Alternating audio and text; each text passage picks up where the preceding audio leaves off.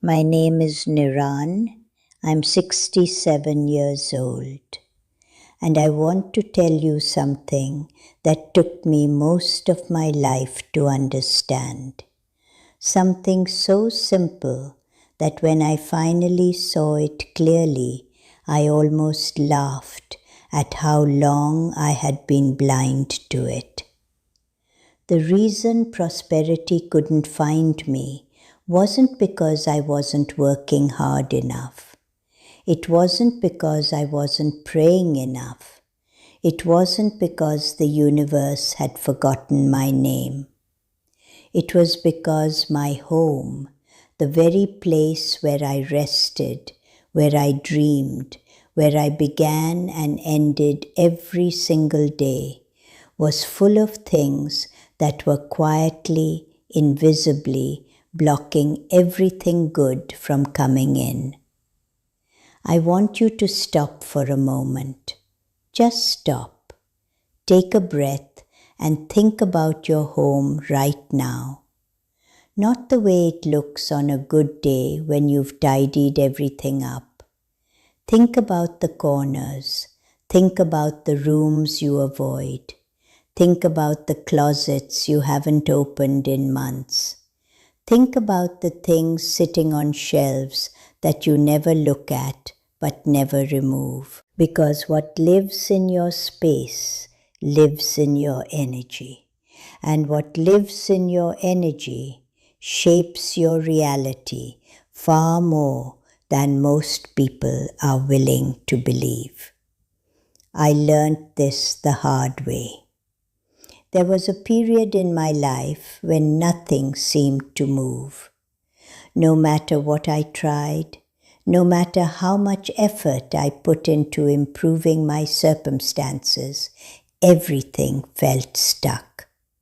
Like I was pushing against a wall that had no door. My finances stayed tight. My relationships felt strained. My health was fragile. And the weight of it all was exhausting in a way that sleep couldn't fix. I remember walking through my home one afternoon and feeling almost physically that the air itself was heavy. Not just emotionally heavy, energetically heavy, like the house was holding its breath. It was an older woman I met at a small gathering, a woman with quiet eyes and very few words, who changed the way I saw everything. She looked at me for a long moment and then said something I will never forget. She said, "Your home is a mirror of your inner world. If you want your life to change, start by changing what you allow to stay." I didn't fully understand it then, but I went home that evening and I started looking, really looking. And what I saw surprised me deeply. There were things in my home that I had been holding on to for years, out of guilt, out of habit, out of a fear I couldn't even name. Things that carried memories of pain. Things that belonged to a version of my life I had already left behind. Things that were broken, stagnant, forgotten. And all of them were sending a signal, a quiet but constant signal that I was someone who lived in the past, in the broken, in the unresolved. No wonder prosperity couldn't find me. The door was blocked. That evening, I began the process that changed my life. And today I want to share with you the 7 things I removed from my home that opened the path to a completely different reality. Not because they were magical objects with curses attached to them, but because removing them was an act of intention. An act of telling the universe clearly and without confusion, I am ready for something new. The first thing I removed was broken objects, and I know that sounds almost too simple. But walk through your home right now in your mind. How many things are broken that you haven't fixed or thrown away? A cracked mirror, a chair with a broken leg, a clock that stopped working, a lamp that flickers. We keep these things telling ourselves we will fix them someday, but someday rarely comes.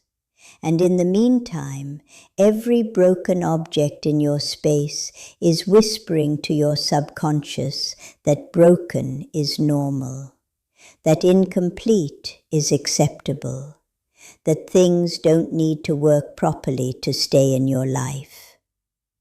The energy of repair, of wholeness, of function, cannot fully enter a space that is comfortable with dysfunction.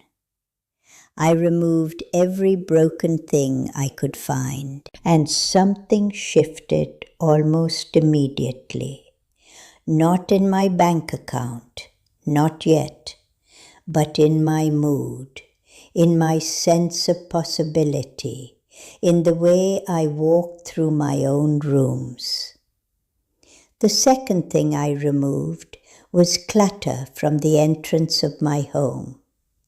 This one surprised me the most.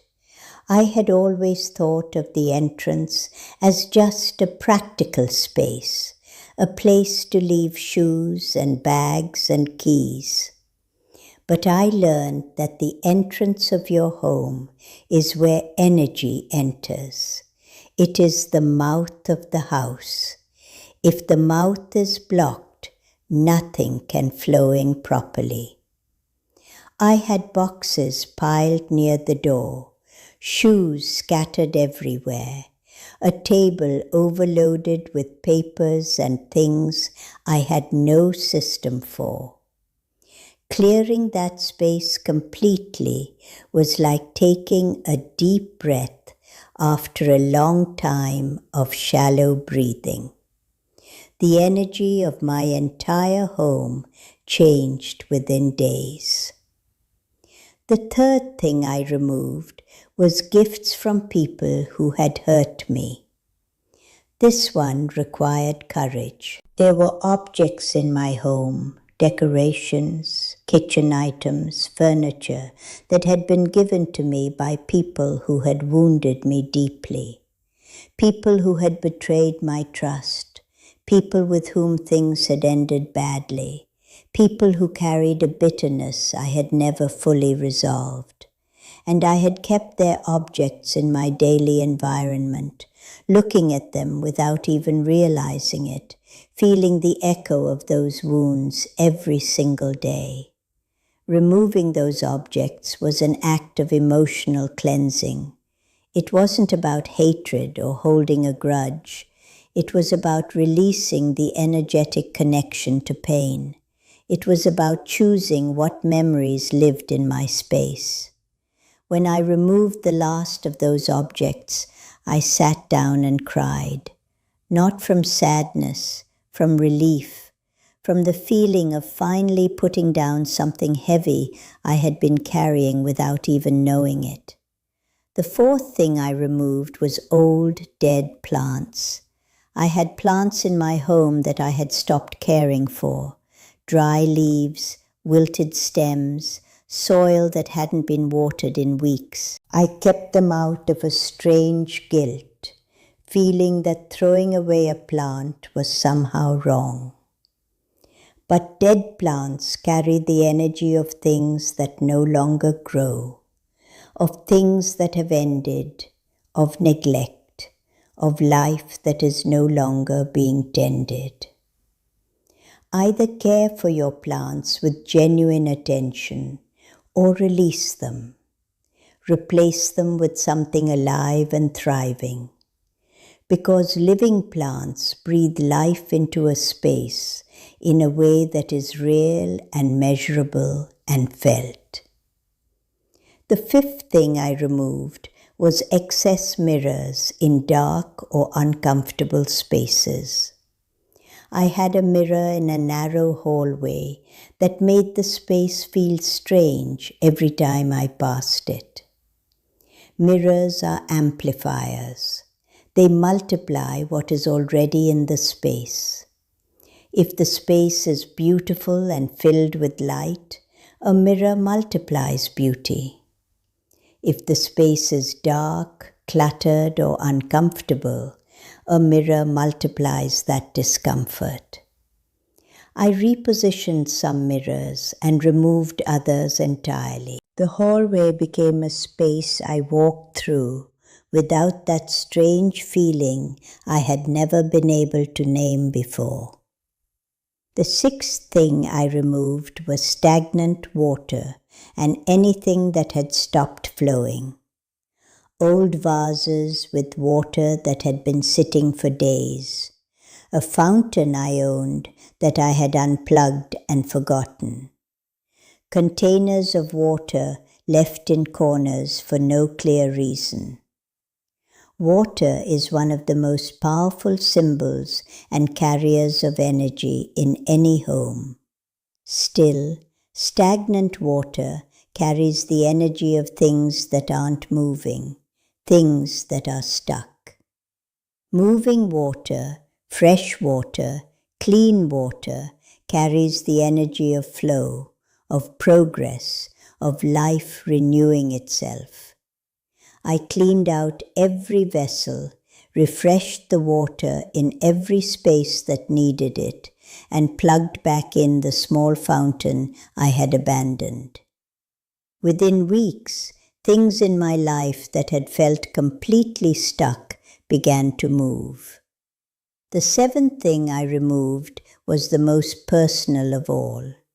It was photographs and objects connected to a version of myself I was no longer living. Old pictures that represented a painful chapter, mementos from a relationship that had ended in heartbreak, objects that symbolized who I had been when I was at my lowest.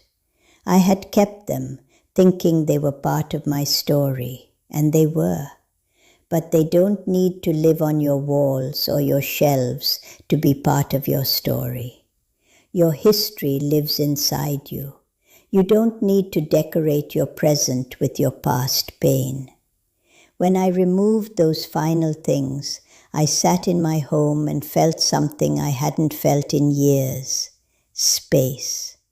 Real, breathing, open space. Not just physical space, though the rooms did feel lighter and larger, but internal space, the feeling that there was now room for something new to arrive, room for a different kind of life to begin taking shape. And I want to tell you honestly what happened after that. It wasn't immediate. It wasn't a sudden flood of money or a dramatic overnight transformation. But within months, things began to change in ways I couldn't fully explain. Opportunities appeared that I hadn't been looking for. Relationships that had been strained began to ease. My health improved in ways my doctors couldn't entirely account for, and a peace settled into my daily life that had been absent for so long I had almost forgotten what it felt like. I believe with everything I have in me that the act of clearing those 7 things was an act of radical honesty with myself. It was me saying to my own life, I am no longer willing to live surrounded by what no longer serves me. I am no longer willing to hold on to the broken, the painful, the stagnant, the past. I am choosing actively and deliberately to create a space that matches the life I want to live. And that choice, that single, quiet, personal choice, changed everything.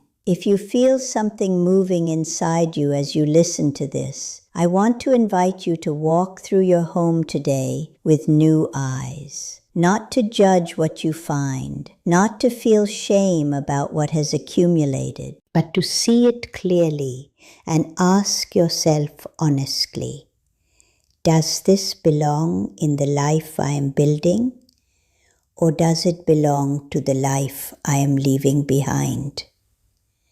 You don't have to do everything at once. Start with one thing, just one. Remove it with intention. Remove it with the clear understanding that you are making space for something better. And then notice how that act, small as it seems, begins to shift the energy of your entire environment.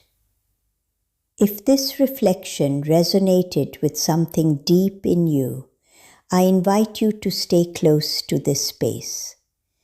Come back whenever you need to be reminded of what you already know but sometimes forget.